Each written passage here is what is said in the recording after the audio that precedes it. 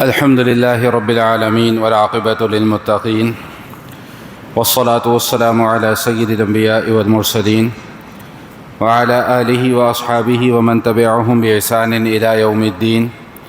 اللهم صل على روح محمد في الأرواح وصل على جسد محمد في الأجساد وصل على قبر محمد في القبور.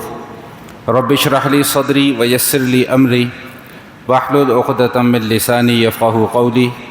سبحان ربك رب العزة عما يصفون وسلام على المرسلين والحمد لله رب العالمين. گزشتہ نشست میں سورۃ العلق کے مضامین کا بیان مکمل کیا گیا تھا اور اس حوالے سے تفصیلی گفتگو آپ حضرات کی خدمت میں عرض کر دی تھی کہ اس سورہ مبارکہ میں نزول وحی کے ابتدا کا ذکر تھا. اس سورت کے بعد جو سورت 30ویں پارے میں قرآن کریم میں آتی ہے وہ سورۃ القدر ہے. بڑی مشہور سورت ہے، ہم میں سے ہر کسی کو یاد ہے. اس سورہ مبارکہ میں اللہ جل شانہ نے وحی کا بیان فرمایا ہے. پہلے وحی کے نزول کا بیان تھا، اس سورت میں وحی کا بیان ہے. مشہور آیات ہیں انا انزلناہ فی لیلۃ القدر وما ادراک ما لیلۃ القدر لیلۃ القدر خیر من الف شہر تنزل الملائکۃ والروح فیہا باذن ربہم من کل امر سلام ہی حتی مطلع الفجر. اس صورت کے مضامین کے حوالے سے چند اہم گزارشات ہیں جو آپ حضرات کی خدمت میں انشاءاللہ آج کی نشست میں پیش کی جائیں گی.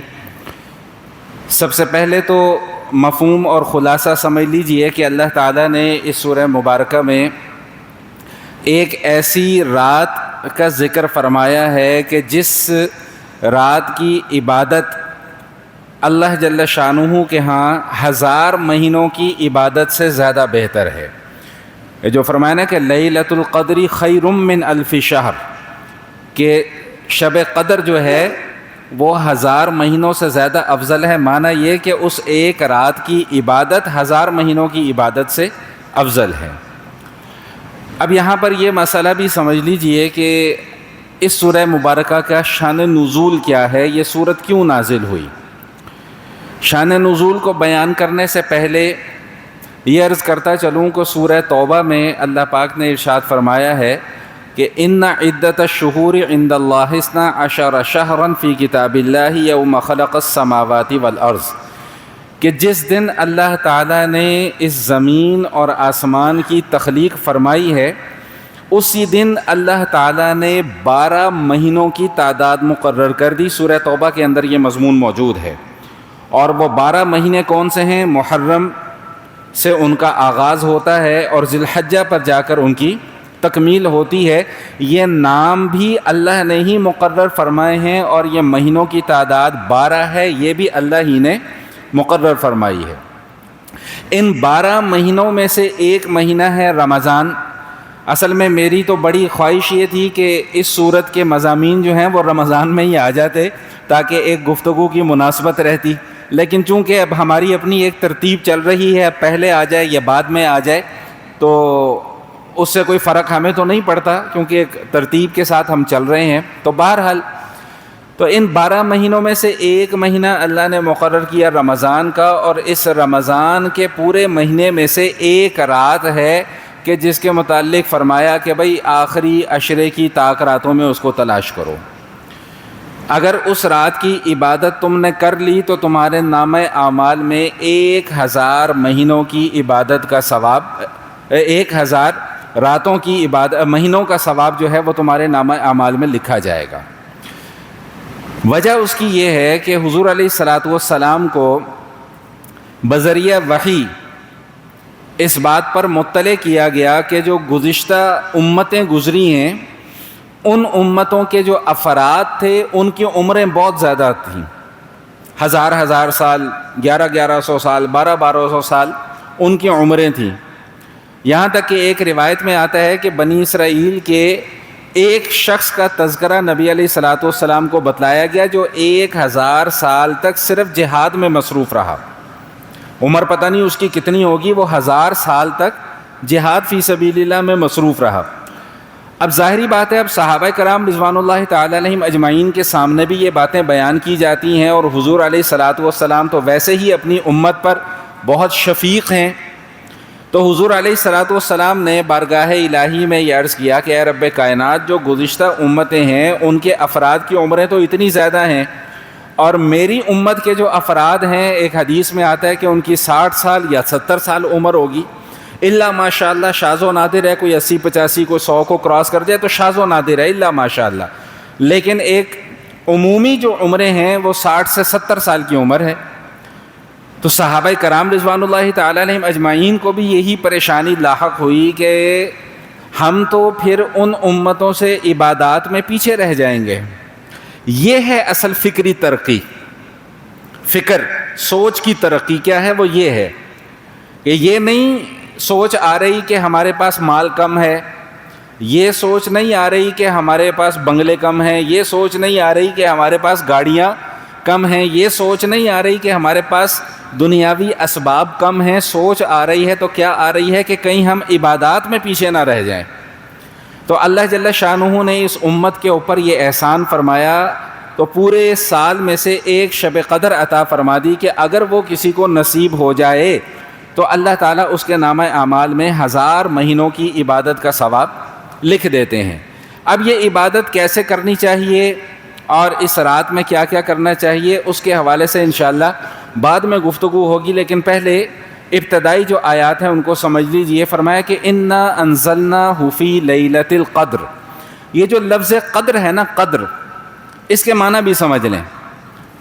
ہم تو بس بچپن سے یہی پڑھتے آ رہے ہیں نا جی، شب قدر یا لیلۃ القدر، لیکن کبھی ہم نے یہ جاننے کی کوشش نہیں کی کہ یہ قدر اس کا نام ہے کیوں، قدر کا معنی کیا ہوتا ہے۔ تو یہ بات ذہن نشین فرما لیجئے گا کہ عربی زبان میں جو لفظ قدر ہے، قاف، دال اور را، اس کے کئی معنی ہیں، اور سیاق و سباق کی مناسبت سے پھر اس موقع پہ وہی معنی مراد لیا جائے گا۔ عمومی طور پہ جو اس کا معنی بیان کیا جاتا ہے، یہ قدر مقدار کے معنی میں بھی آتا ہے۔ مقدار تو سمجھتے ہیں نا، کسی چیز کا پیمانہ، مقدار، معیار کے معنی میں بھی یہ قدر کا لفظ آتا ہے، حکم کے معنی میں بھی یہ قدر کا لفظ آتا ہے۔ چنانچہ سیدنا مجاہد تابعی رحمۃ اللہ تعالیٰ علیہ سے اس کی صورت کی جو تفسیر منقول ہے، وہ فرماتے ہیں کہ انا انزلناہ فی لیلۃ القدر اے لیلۃ الحکم، کہ یعنی ہم نے اس رات میں قرآن کریم کو نازل کیا جو احکام کے نزول کی رات ہے۔ اس پر بھی انشاءاللہ آگے جا کے تفصیل سے بات ہوگی۔ یہ جو تقدیر کا لفظ ہے یہ بھی اسی قدر سے نکلا ہے، معنی کیا، اندازہ ایک مقرر کرنا۔ اور تقدیر کے معنی بڑے خوبصورت علماء کرام نے لکھے ہیں کہ کسی شے کے وجود میں آنے سے پہلے اس کی حدود کو متعین کر دینا۔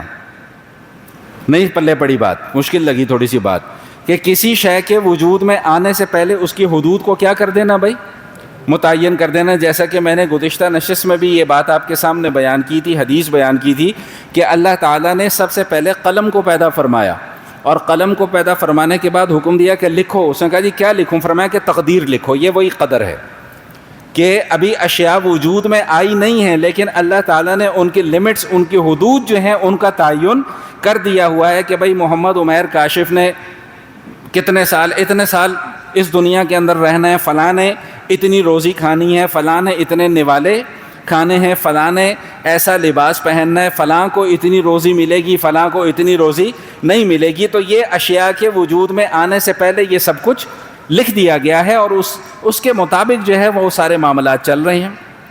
تو یہ قدر کا ایک معنی تقدیر بھی ہے، اور قدر کا ایک معنی اندازہ لگانا بھی ہے، قدر کا ایک معنی حکم کا بھی ہے۔ تو بہرحال جو بھی معنی اس کا مراد لے لیا جائے وہ سارے کے سارے معنی یہاں پر درست ہیں کہ انا انزلناہ فی لیلۃ القدر، کہ ہم نے قرآن کریم کو ایک ایسی رات میں نازل کیا جو قدر کی رات ہے۔ اچھا، قدر کا معنی قدر و منزلت بھی آتا ہے، عظمت بھی آتا ہے، شرف بھی آتا ہے۔ مطلب فلاں شخص فلاں کو کہتا ہے کہ جی میری نظر میں آپ کی بڑی قدر ہے۔ قدر و منزلت ہم اردو میں بھی یہ لفظ استعمال کرتے ہیں، یعنی میری نظر میں آپ بڑے معزز ہیں، میری نظر میں آپ بڑے مکرم ہیں۔ تو فرمایا کہ انا انزلناہ فی لیلۃ القدر، ہم نے ایک ایسی رات میں اس قرآن کریم کو نازل کیا جو کہ قدر کی رات ہے، جو کہ حکم کی رات ہے۔ اب یہاں پر چند ضروری گزارشات ہیں، وہ سمجھ لیں۔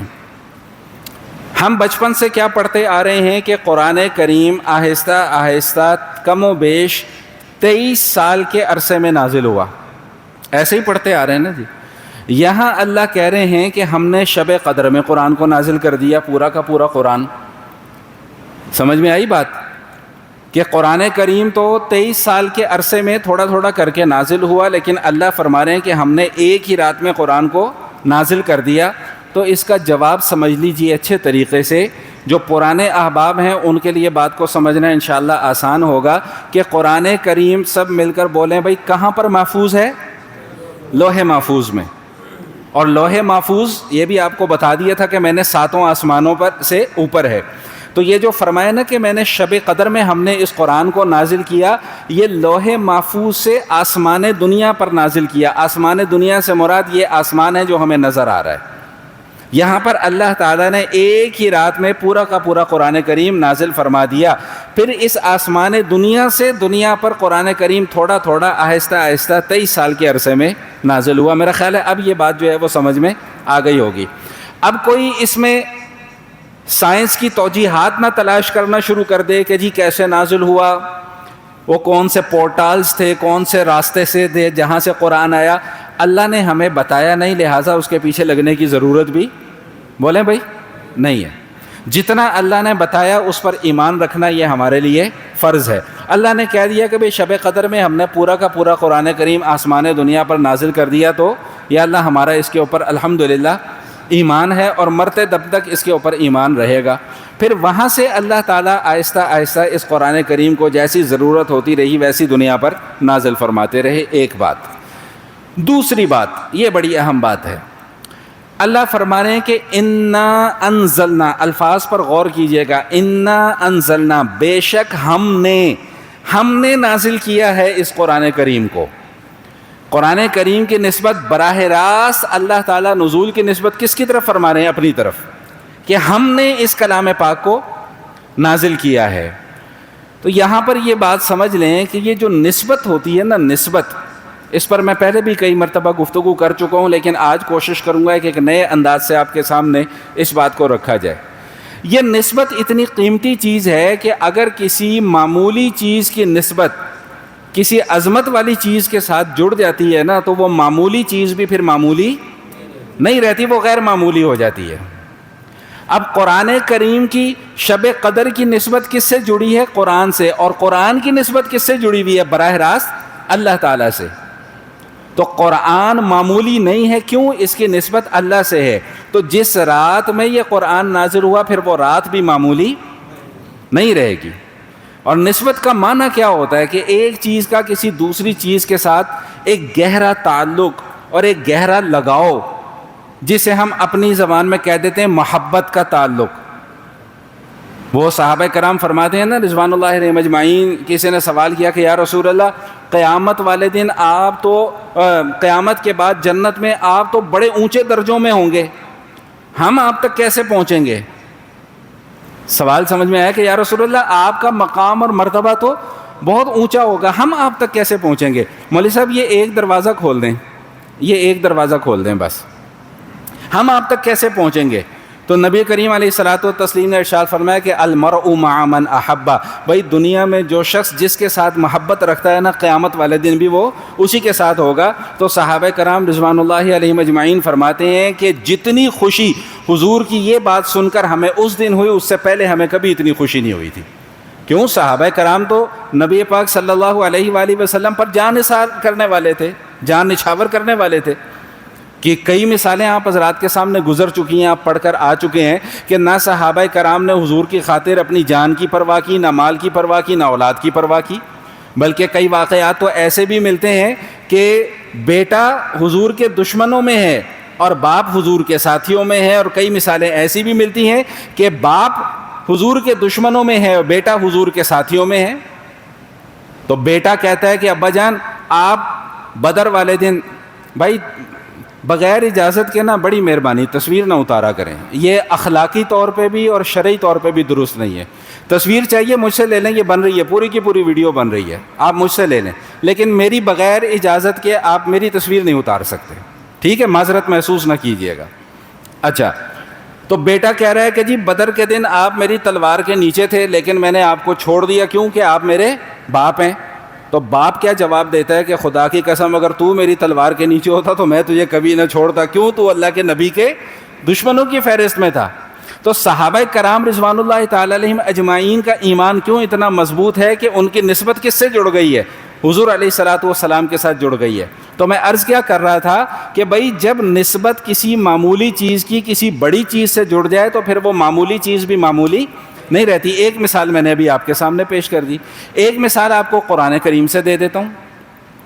ازواج مطہرات ہیں، سب مل کر بولیں گے وہ ہماری کیا ہیں؟ مائیں ہیں. اور ہمیں اس بات پر اللہ کا شکر بھی ادا کرنا چاہیے اور ہمیں اس بات پر فخر بھی کرنا چاہیے کہ اللہ نے کن ہستیوں کو ہماری مائیں بنایا. ازواج مطہرات حضور علیہ الصلوۃ والسلام سے کچھ مطالبہ کر دیتی ہیں کہ یا رسول اللہ ہمارا کوئی خرچہ پانی جو ہے وہ کم ہے، تھوڑا سا زیادہ کر دیں. از روئے شریعت ان کا یہ مطالبہ بالکل جائز ہے. بیوی نے شوہر سے نہیں مطالبہ کرنا تو کس سے کرنا ہے؟ ایسا ہی ہے نا جی. آپ بھی آج بھی پتہ نہیں بیسیوں مطالبے سن کے آئے ہوں گے ابھی بھی. تو بیوی نے شوہر سے نہیں مطالبہ کرنا تو کس سے مطالبہ کرنا ہے؟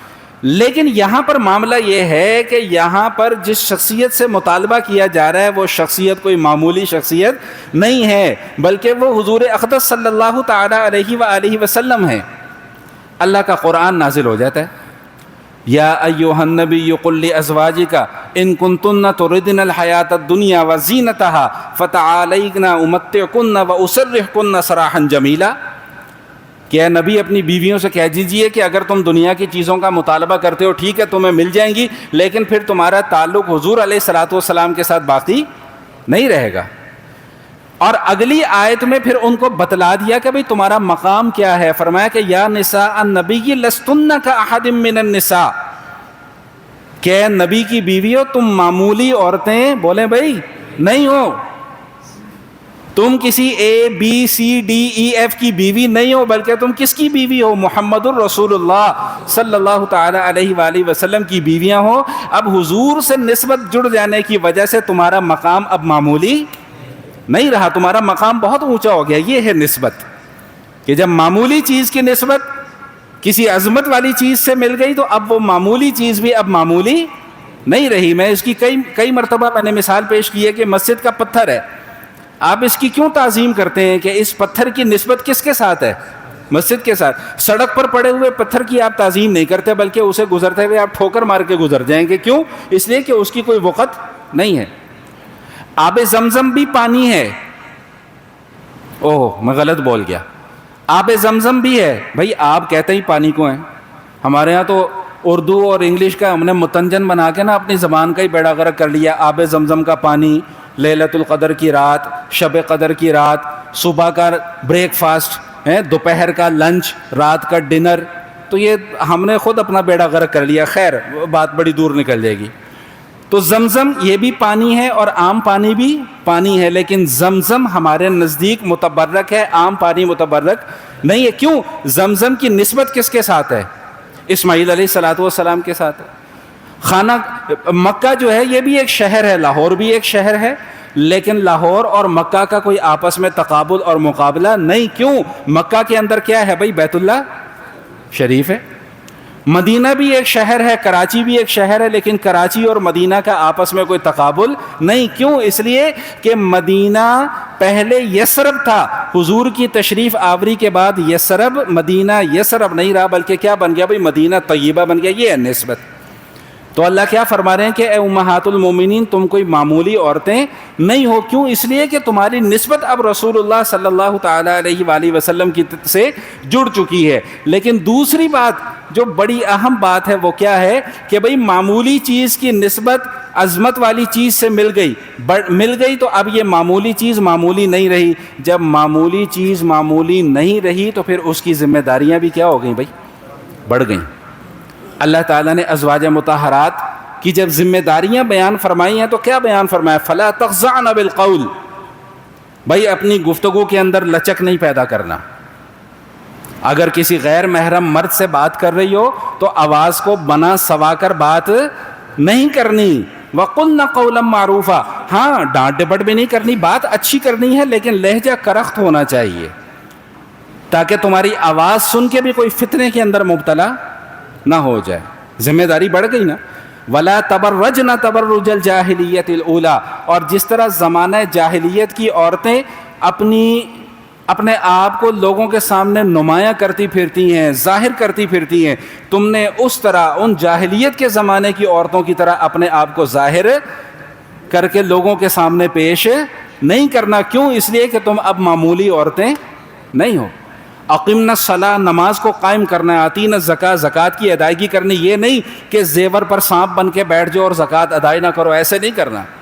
نسبت جڑ گئی ہے تو ذمہ داریاں بھی بڑھ گئی ہیں، ہماری بھی نسبت جڑی ہے تو ہماری ذمہ داریاں بھی بولیں بھائی بڑھ گئی ہیں۔ ہماری نسبت صرف ایک نہیں ہے، ہماری کئی نسبتیں ہیں۔ ہماری نسبت اللہ کے ساتھ بھی، ہم نے کیا پڑھا؟ لا الہ الا اللہ محمد رسول اللہ۔ ہماری نسبت حضور علیہ الصلوۃ والسلام کے ساتھ بھی ہم نے کیا پڑھا؟ اشہد ان محمدًا عبدہ ورسولہ۔ ہماری کوئی ایک نسبت تھوڑی ہے، ہماری نسبت ابو بکر کے ساتھ بھی ہے، ہماری نسبت عمر کے ساتھ بھی ہے، ہماری نسبت عثمان کے ساتھ بھی ہے، علی کے ساتھ بھی ہے، معاویہ کے ساتھ بھی ہے، رضوان اللہ تعالی علیہم اجمعین۔ نسبتیں بڑھتی چلی جا رہی ہیں تو ذمہ داریاں بھی آٹومیٹکلی بڑھتی چلی جائیں گی۔ تو بات کہاں سے شروع کی تھی؟ انا انزلناہ فی لیلۃ القدر۔ اللہ کہہ رہے ہیں کہ ہم نے اس قرآن کریم کو شب قدر میں نازل کیا۔ وما ادراک ما لیلۃ القدر، اور آپ کو کیا پتا کہ شب قدر کیا ہے؟ بھائی باقی تفصیلی گفتگو جو ہے وہ میں آپ کے سامنے کر چکا ہوں۔ وما ادراک ما لیلۃ القدر، بھائی آپ کو کیا پتا ہے کہ لیلۃ القدر کیا ہے؟ اچھا یہاں پر ایک بات اور بھی سمجھ لیں کہ قرآن کریم، یہ ایک نسبت کی تو بات ہو گئی نا، دوسری نسبت بھی سمجھ لیں۔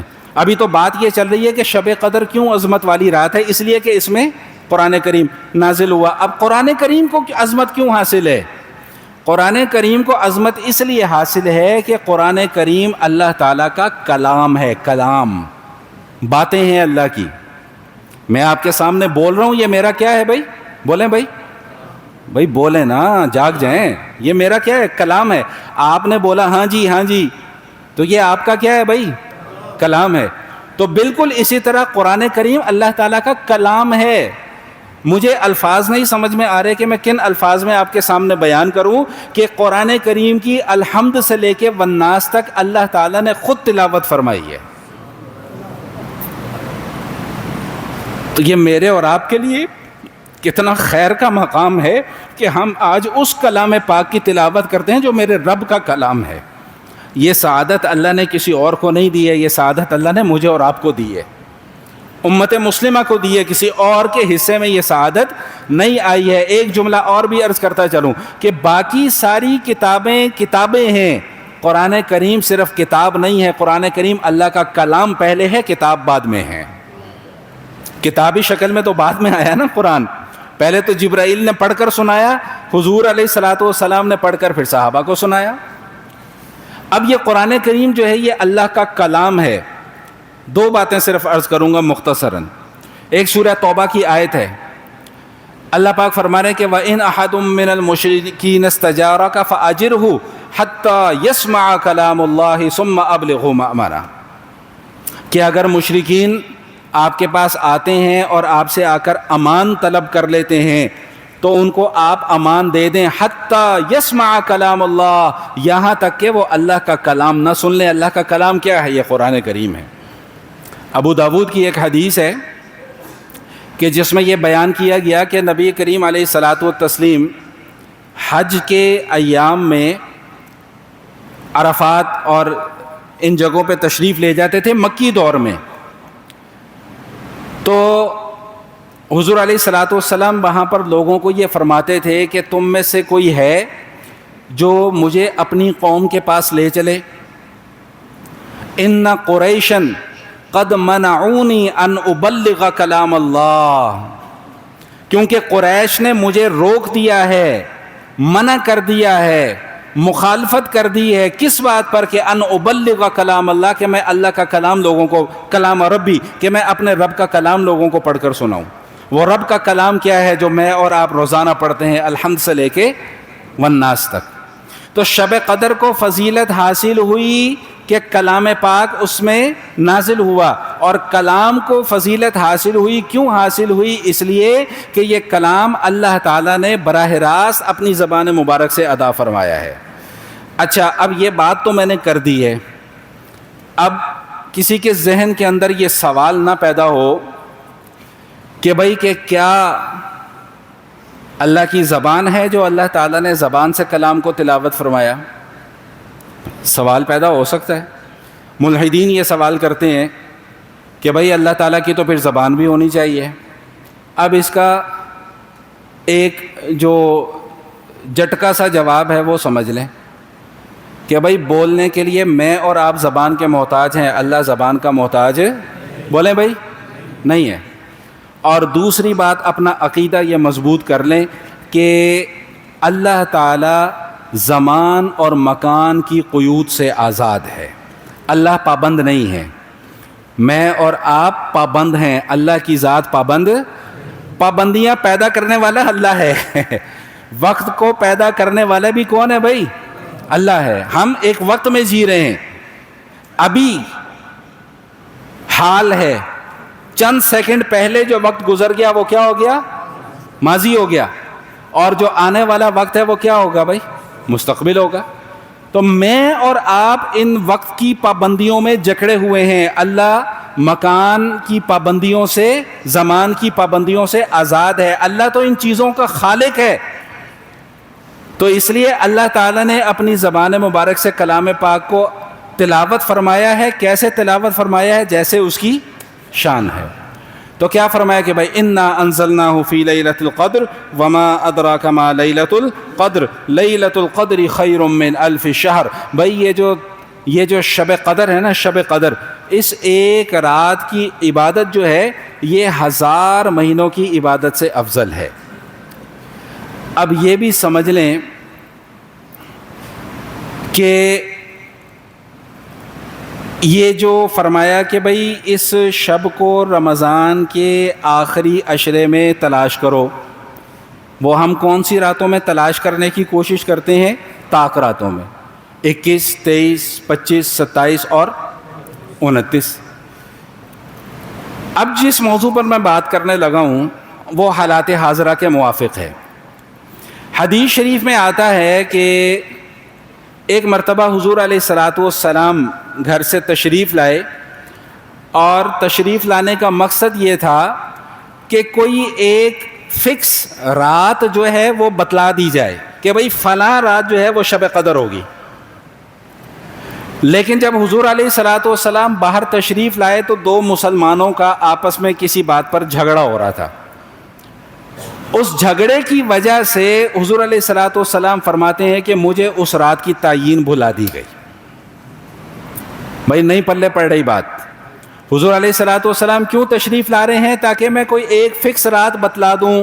لیکن 2 مسلمانوں کے جھگڑے کی وجہ سے حضور فرماتے ہیں کہ مجھے اس رات کی تعیین بھلا دی گئی. اب فرمایا کہ 5 راتیں ہیں، ان 5 راتوں میں سے کوئی ایک شب قدر ہو سکتی ہے، ان 5 راتوں میں تلاش کرو. اب اس کے اندر کیا حکمت ہے؟ نہ اللہ نے بتلایا ہے، نہ اللہ کے نبی نے بتلایا ہے. علماء کرام نے اپنے اپنے مزاج کے موافق حکمت کو بیان فرمایا ہے. ان حکمتوں کے پیچھے لگنے کی ہمیں کوئی ضرورت نہیں ہے. ہم حکم کے پابند ہیں کہ بھئی ان 5 راتوں میں تلاش کرنا ہے تو کرو. جو میں بات کرنا چاہ رہا تھا وہ یہ بات کرنا چاہ رہا تھا کہ یہ جو آپس کے جھگڑے ہوتے ہیں نا، جھگڑے، تلخ کلامی، تکرار، بحث و مباحثہ، اس کی بڑی نحوست ہے. اور اس کی نحوست گھروں میں بھی پڑھتے دیکھی ہے اور باہر بھی پڑھتے دیکھی ہے. اکثر لوگوں کا رونا یہ رہتا ہے کہ جی ہمارے گھر میں برکت نہیں ہوتی. بھائی برکت کیسے ہوگی؟ ساس کا بہو سے پھڈا چل رہا ہے، بہو کا ساس سے پھڈا چل رہا ہے، نند کا بھاوج سے پھڈا چل رہا ہے، بھاوج کا نند سے پھڈا چل رہا ہے، جیٹھ کا وہ جٹھانی کا دیورانی کے ساتھ، دیورانی کا جٹھانی کے ساتھ. جب پورے کے پورے گھر کے اندر ایک ہر وقت کچڑ مچر لگی رہے گی تو برکت کہاں سے آئے گی؟ یہی حال اب باہر کا ہے. ہم کہتے ہیں جی ہمارے کاروبار میں برکت نہیں ہے، الا ماشاء اللہ. میں سب کی بات نہیں کر رہا، الا ماشاء اللہ بہت اچھا کام کرنے والے لوگ بھی موجود ہیں، لیکن اکثریت ایسا ہی ہے کہ جو بس گالم گلوچ سے ان کے کاروبار کا آغاز ہوتا ہے، گالم گلوچ پہ جا کر ان کا کاروبار ختم ہوتا ہے۔ آپس کے دوست ہیں، دوستوں میں کئی مرتبہ تلخ کلامی ہو جاتی ہے۔ شریعت کا مزاج کیا ہے اس حوالے سے یاد رکھیے گا کہ شریعت لڑائی جھگڑے، تلخ کلامی، تکرار، بحث و مباحثہ ان چیزوں کو پسند نہیں کرتی۔ ایک حدیث اس وقت میرے ذہن میں آ رہی ہے، اللہ کمی بیشی معاف فرمائے، اس کا مفہوم اس وقت ذہن میں آ رہا ہے کہ ہر جمعرات کو اور ہر پیر کو ہمارے جو نامہ اعمال ہیں یہ بارگاہ الہی میں پیش کیے جاتے ہیں اور اس کے مطابق پھر حالات کے فیصلے ہوتے ہیں۔ تو جن دو مسلمانوں کا آپس میں جھگڑا چل رہا ہو، اللہ تعالیٰ ارشاد فرماتے ہیں کہ ان کے معاملے کو چھوڑ دو جب تک یہ آپس میں صلح نہ کر لیں، ان کے متعلق کوئی فیصلہ نہیں کیا جاتا۔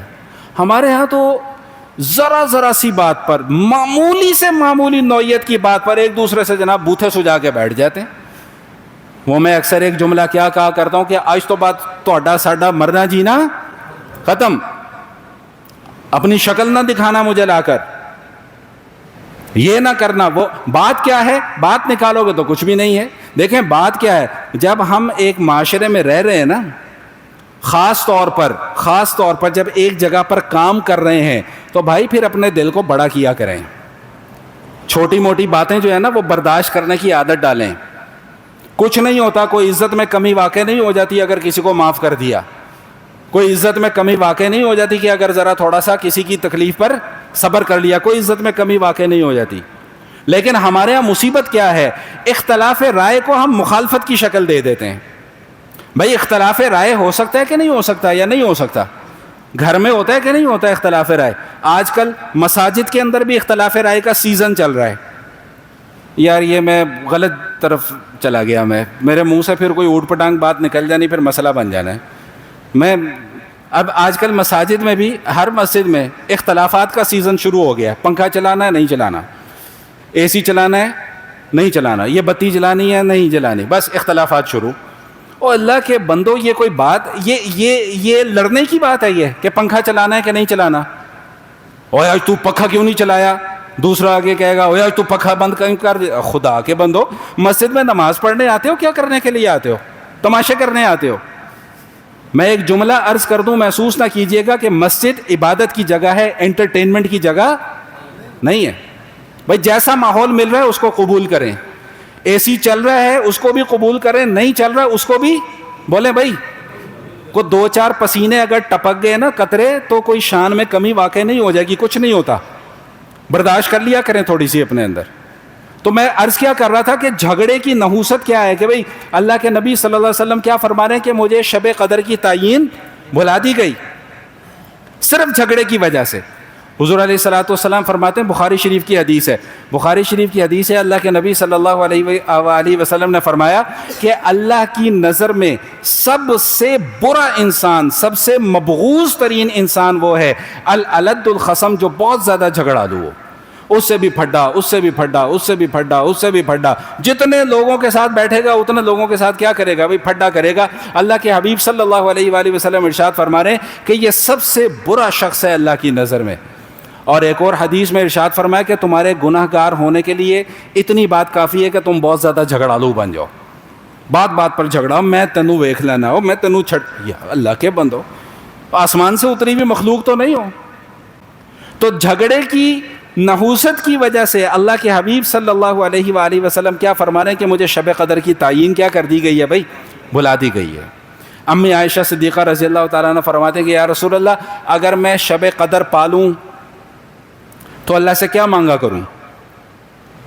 اللہ سے کیا مانگوں؟ ہیں ہم ہوں تو ہم کیا مانگیں؟ اللہ میاں گاڑی دے دے، اللہ میاں بینک بیلنس میں کیا کر دے بھائی؟ بھائی مانگ سکتے ہیں، جائز ہے دعا، کوئی لیکن پرائیورٹی کیا ہے، فکری ترقی کیا ہے جس پر میں ابھی بات کر کے آیا ہوں؟ ہم مانگیں گے اللہ میاں ڈیفنس میں کم از کم کو 5 مرلے کا، آمین بول دو بھائی، گناہ کی بات، گناہ کی چیز تھوڑی مانگ رہے ہیں بھائی، حلال۔ لیکن اصل کیا ہے؟ اللہ کے حبیب صلی اللہ علیہ وسلم کیا فرما رہے ہیں؟ امی عائشہ فرماتی ہیں یا رسول اللہ، اگر مجھے شب قدر نصیب ہو جائے تو کیا مانگوں؟ فرمایا کہ اللہم انک عفو تحب العفو فاعف عنا فاعف عنی. اگر اپنے لیے اکیلے کے لیے دعا مانگ رہے ہو تو فاعف عنی، اگر سب کے لیے دعا مانگ رہے ہو تو فاعف عنا. کیا معنی کیا ہے کہ اللہ میاں آپ عفو درگزر کرنے والے ہیں اور معاف کرنے کو پسند فرماتے ہیں، لہٰذا اے اللہ مجھے معاف فرما دیجیے. شب قدر اگر مل جائے تو یہ دعا مانگو. تو کیا فرمایا کہ بھائی انا انزلناہ فی لیلۃ القدر. ابھی پہلی آیت صرف چل رہی ہے، باقی مضامین انشاءاللہ آئندہ کی نشست میں بیان کریں گے. تو کیا اللہ فرما رہے ہیں انا انزلناہ فی لیلۃ القدر، بے شک ہم نے اس قرآن کریم کو کس میں نازل کیا؟ بھائی شب قدر میں نازل کیا. قدر کا معنی میں نے آپ کو بتلا دیا کہ قدر کا معنی حکم بھی آتا ہے، قدر کا معنی تقدیر بھی آتا ہے، قدر کا معنی اندازہ مقرر کرنا بھی آتا ہے، قدر کا معنی شرف عزت اور اکرام بھی آتا ہے. یہ سارے کے سارے معنی اس لفظ قدر کے ہیں. جو یہاں پر معنی ہے کیا فرمایا کہ لیلۃ القدر، بھئی یہ جو شب قدر ہے نا، اس کے اندر تمام کے تمام جو سال بھر کے معاملات آگے ہونے والے ہیں نا ان کے فیصلے کیے جاتے ہیں. یہاں پر ایک غلط فہمی کا ازالہ کر لیں پھر میں بات کو ختم کر رہا ہوں. غلط فہمی کیا ہے؟ ہمارے ذہنوں کے اندر غلط فہمی یہ ڈال دی گئی ہے کہ بھئی شب برات جو ہے، جو شعبان کی 15ویں رات ہے، میں اس پر بات کر چکا ہوں کئی مرتبہ کہ اس کا نام شب براعت کسی حدیث کے اندر موجود بولیں بھائی نہیں ہے. ہمارے ذہنوں کے اندر بچپن سے یہ غلط فہمی ڈال دی گئی جی اس رات فیصلے ہوتے ہیں. بھائی اس رات فیصلے نہیں ہوتے، شب قدر میں فیصلے ہوتے ہیں. کس نے جینا ہے، کس نے مرنا ہے، کس کو کیا ملنا ہے، یہ شب قدر فیصلوں کی رات ہوتی ہے. اب وہ معافی نامے بھیجنا شروع کر دیتے ہیں کہ جی بھائی معاف کر دو، ڈیجیٹل اور بھائی ڈیجیٹل معافی ناموں کی بھی کوئی حیثیت نہیں ہے. اصل معافی وہ ہوتی ہے کہ جس سے ناراضگی ہے اس سے جا کر دوستی کر لو، اس سے جا کے صلح کر لو. یہ اصل جو معافی جو ہے وہ یہ ہوتی ہے. تو کیا فرمایا کہ بھائی انا انزلناہ فی لیلۃ القدر، کہ بھائی ہم نے بے شک اس قرآن کریم کو شب قدر میں نازل کیا ہے. باقی گزارشات، اچھا بھائی جو نئے حضرات ہیں وہ یہ نہ سوچئے گا کہ میں رمضان کے بعد اس موضوع پر کیوں بات کر رہا ہوں. میں نے آغاز میں بتلا دیا کہ ہمارا ترتیب کے ساتھ ایک سلسلہ درس قرآن کریم کا چل رہا ہے، تو اب ہم اس صورت پر پہنچے ہیں، تو لہٰذا اب اس لیے اس کے مضامین آج کے تاریخ میں بیان کیے جا رہے ہیں. تو یہ پہلی آیت تھا جس کی میں نے مختصر سی تفسیر آپ کے سامنے بیان کر دی. موضوع سے ہٹ کر ایک بات اور میں نے کرنی ہے، پھر بات کو ختم کرتا ہوں. پچھلی نشست میں ہم نے سورۃ العلق پڑھی تھی. سورۃ العلق میں ہم نے کیا پڑھا تھا کہ الذی علم بالقلم، کہ اللہ کون ہے؟ اللہ وہ ہے جس نے قلم کے ذریعے سے ہمیں علم سکھایا. اور میں نے یہ بات آپ کو عرض کر دی تھی کہ علم سیکھنے کے جو ذرائع ہیں ان میں سے قلم یعنی پین یہ ایک بہت بڑا ذریعہ ہے. میں ایک چھوٹی سی بات عرض کرنا چاہوں گا، وہ یہ، زمانے طالب علمی میں جب ہم پڑھا کرتے تھے تو ہمارے اساتذہ ہمیں ایک بات سمجھایا کرتے تھے. وہ یہ سمجھاتے تھے کہ علم کے حصول کے جتنے بھی ذرائع ہیں، جتنے بھی اسباب ہیں یا جتنی بھی اشیاء ہیں، ان سب کی ہمیشہ عزت کرنا. بھائی نہیں پلے پڑی بات، ہمیشہ ان کی کیا کرنا بھائی؟ عزت کرنا. تپائی پر آپ بیٹھ کر پڑھ رہے ہیں، فرماتے تھے کہ اس تپائی کی بھی کیا کرو؟ عزت کرو، اس کے اوپر بیٹھو نہیں، خلاف ادب ہے. کیوں؟ یہ تپائی تمہارے علم سیکھنے کا کیا بن رہی ہے؟ ذریعہ بن رہی ہے. قلم زمین پہ گر جاتا تھا تو اساتذہ ہمارے فوراً ہمیں ڈانٹتے تھے کہ قلم کو فوری طور پر زمین سے اٹھاؤ. کیوں بھائی؟ یہ تمہارے علم سیکھنے کا ایک بڑا ذریعہ ہے، اہم ترین ذریعہ ہے. تو جو علم کے حصول کے ذرائع ہیں نا، ان کی تعظیم بھی ہمارے اوپر ضروری ہے ہمیں کرنا. علامہ انور شاہ کشمیری رحمۃ اللہ تعالی علیہ کے متعلق ہمارے استاد نے ہمیں بتایا کہ حضرت جب مطالعہ فرماتے تھے تو کتاب کھولتے تھے. اگر کتاب کسی وقت الٹی کھل گئی، ہم تو کیا کرتے ہیں کتاب کو گھما کے ایسے کر لیتے ہیں. وہ اتنا ادب کیا کرتے تھے کہ وہ کتاب کو گھما کے سیدھا نہیں کرتے تھے بلکہ خود اپنی جگہ سے تشریف لے جاتے تھے اور دوسری طرف جا کر کتاب کا اتنی اس کی کتاب کی عزت اور اتنا احترام تھا.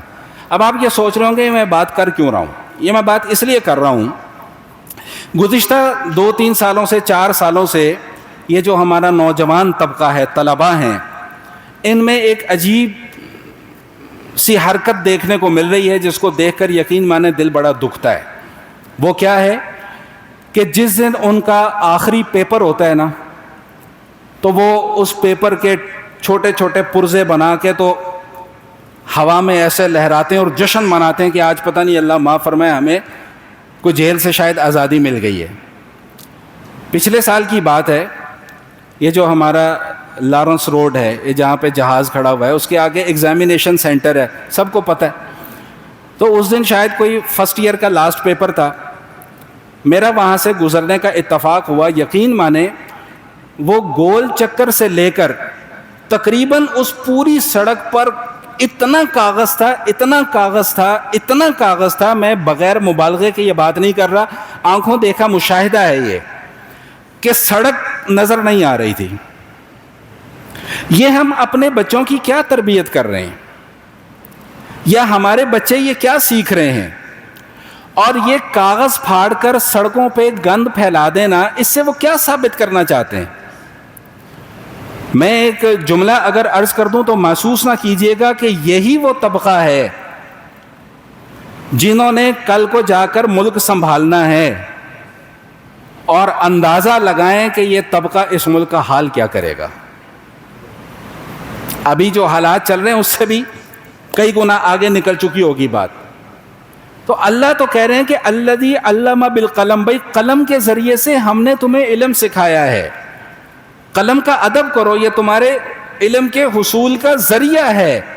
ہم قلم، کتاب، کاغذ کے ساتھ کیا سلوک کر رہے ہیں، جس کا نتیجہ ہماری آنکھوں کے بالکل سامنے ہے کہ ہم ڈگریاں، وہ کاغذ تو چند وصول کر لیتے ہیں لیکن ہمارا دماغ جو ہے وہ وہیں کا وہیں ہوتا ہے۔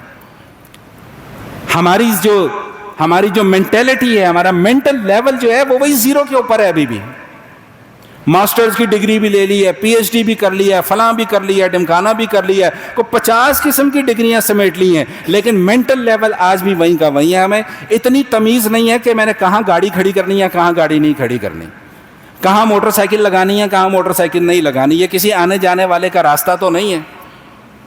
میری اس حرکت کی وجہ سے کسی کو دقت تو نہیں ہوگی، کسی کو تکلیف تو نہیں ہوگی، کسی کو پریشانی کا سامنا تو نہیں کرنا پڑے گا۔ اس کا مطلب یہ ہوا کہ اگر ہم اپنی حرکتوں سے باز نہیں آتے، معذرت بھائی الفاظ تھوڑے سے سخت ہو جائیں گے، کہ اگر ہم اپنی ان حرکتوں سے باز نہیں آتے تو اس کا مطلب یہ ہوا کہ ہمارا شعور کا خانہ جو ہے وہ آج بھی بالکل خالی ہے۔ اللہ کہہ رہے ہیں الذی علم بالقلم، بھائی قلم کے ذریعے سے تمہیں علم سکھلایا ہے۔ تم قلم کی اس طرح توہین کر رہے ہو، تم کاغذ کی اس طرح توہین کر رہے ہو، تم کتابوں کی اس طرح توہین کر رہے ہو، آگے جا کے کیا سیکھو گے؟ اللہ کریم میرا کہنا اور آپ حضرات کا سننا قبول فرمائے۔ وآخر دعوانا الحمدللہ۔